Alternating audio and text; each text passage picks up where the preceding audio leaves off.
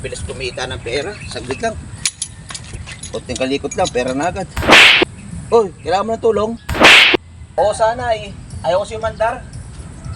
Pero kanina umandar na to, tapos ngayon ayaw na naman umandar. Hindi ko alam kung bakit, ibig lang namatay. O baka may ng baterya. Pakitingin mo nga. Sakto, katatapos ko lang gumawa doon sa kabila.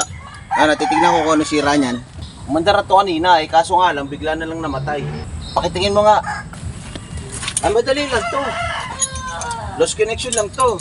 Pero sinubukan mo na talaga, ayaw mo na sa susian. Ayaw nga sa may susian.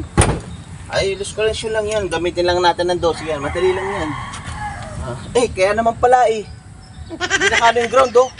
Hindi naka-din yung ground. Maluwag, gumagalaw. Dapat mahigpit yan kasi magkikisap-kisap yan.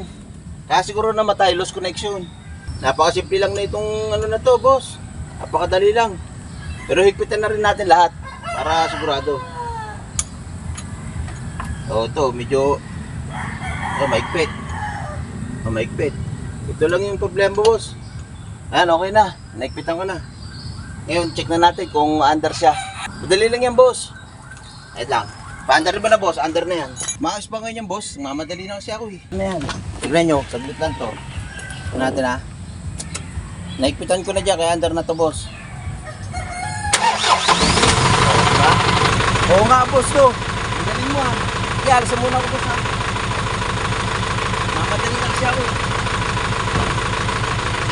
Boss, salamat ha. Maraming salamat, boss.